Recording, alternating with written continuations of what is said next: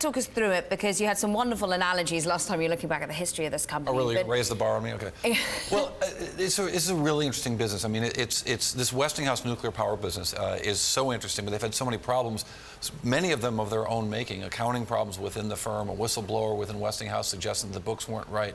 Toshiba not really coming clean on this. And so today we have this development. Toshiba finally says, we're just going to publish our financial results, even though our accountant won't sign off on it. Oh, yeah, and by the way, we might go bankrupt. Just to sledgehammer that in. Roger, looking from afar, we were talking offline just earlier about Japan's history in chips, and they used to rule the roost, really. They really did. I will never forget the late 80s meeting the vice chair of Toshiba, and when it was basically just a chip company, at least in the United States. And they were so dominant at that time. The only American company that showed any viability at all was Intel.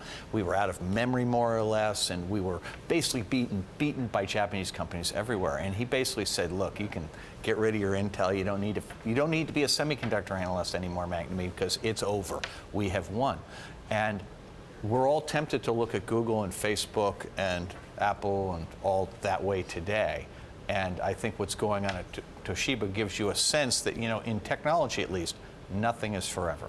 And also that, they made some really dumb bets. I mean, betting on nuclear power was, and with this big Westinghouse acquisition, was just a bad business decision. It's not a great business to be in. But big companies make bad business decisions frequently. And, absolutely. That's part of what comes with the territory of outgrowing your market. You outgrow your market, and you basically look for something else that looks like it will replace it. And inevitably, they're not domain experts in the things they buy, and so something goes wrong. Talking about the two, Japan a long time ago versus US now, do you think the shareholders, we have a lot of activists and shareholders who hold publicly traded US companies to account, we have seen a garnering of control. Think of the purchase of WhatsApp or indeed Instagram or that Mark Zuckerberg made, and some potentially questioned, particularly Oculus.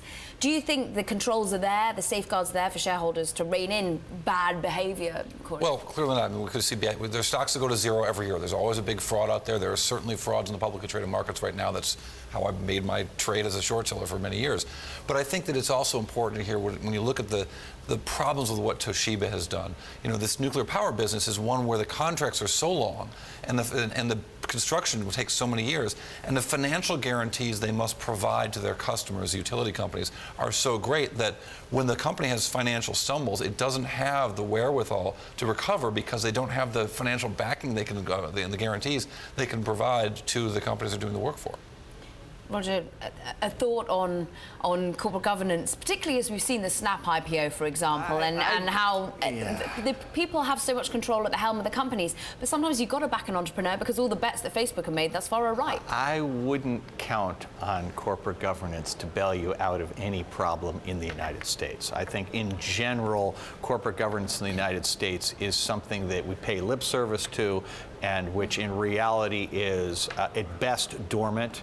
At worst, it's genuinely harmful. I think, activist investors in general, produce bad long-run outcomes, that they optimize for the short term. You wonder why there's so many people who are dissatisfied with their lot in this particular economic recovery. It's because activist shareholders or the people who preceded them, the raiders, went in and slashed and burned and closed down the factories and moved everything first to the Oakland Raiders, the Carl Icahns of the world. It's wherever. Yes. But they would, first move to the Sun Belt, then they would move to Asia, and that whole thing was that's been with us for a very, very long time. And they keep changing names, right? And first it was Greenmail, then there was Raiders, then there was then there's activists. And the tools are different too. There was leveraged buyouts at a certain time, and that's not the tool of favor right now, but nonetheless. But at the end of the day, it all comes down to the same thing, which is somebody's out to make a buck right now.